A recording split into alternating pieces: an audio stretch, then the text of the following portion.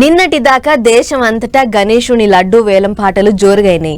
వేల రూపాయల కాడ నుంచి మొదలేసుకుంటే కోట్ల రూపాయల మీదనే వాళ్ళకింది లడ్డు పాట. మొక్కులున్నోళ్ళు, దందా మంచిగా నడవాలనుకున్నోళ్ళు, ఇంట్లో మంచిగా కావాలనుకున్నోళ్ళు గిట్ల ఒక్కలేంది చాలా మందే కొన్నారు.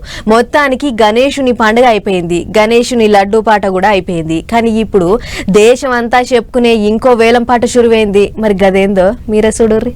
మనం ఏటన్నా సుట్టం సూపుగా పోతేనే పిలిచినోళ్ళు ఏదో గిఫ్ట్ ఇస్తుంటారు. అసోంటిది దేశ ప్రధానమంత్రి పోతే ఇంకెన్ని ఇస్తారు చెప్పుర్రి. అట్లా ఆటగాళ్ళు ఇచ్చిన స్పోర్ట్స్ షూ, రాష్ట్రాల ముఖ్యమంత్రులు ఇచ్చిన ఫోటోలు, ఇంకా బయటి దేశాలకు పోయినప్పుడు అక్కడి దేశపోళ్ళు ఇచ్చిన గిఫ్ట్లన్నిటినీ ఒక్కతాన పెట్టి ఎప్పుడేసినట్లే ఈసారి కూడా వేలం పాట ఇస్తున్నాం అని చెప్పుకొచ్చిండు సెంటర్ మంత్రి గజేంద్ర షెకావత్ సారు. ఈ వేలం పాట మొన్న 17వ తారీఖు నాడు మోడీ సార్ పుట్టిన దినం గోలిగే షురువయ్యి అక్టోబర్ 2వ తారీఖు దాకా నడుస్తుందట. అట్లా తీరు తీరు పెయింటింగ్లు, శిల్పాలు, హనుమాన్ గదలు, మన దేశం కించి ఎసొంటి మిషన్లు వాడకుండా ఉత్త చేతులతోనే చేసిన తీరు తీరు ఇచ్చంత్రమైన బొమ్మలు, బట్టలు, రామ మందిరం బొమ్మలు, బంగారి సొమ్ములు, వెండి, వీణ గిట్ల ఒక్కటేంది 600 గిఫ్టులు వేలానికి పెట్టిర్రట. గా వస్తువుల ఇలువ 1.5 దాకా ఉందట. అయితే గీ వేలం పాటను వీళ్ళు వాళ్ళు అనేదేం లేదు, ఎవ్వరైనా రావచ్చు వేలం పాట వేసి కొనొచ్చు అని అంటున్నారు అధికారులు.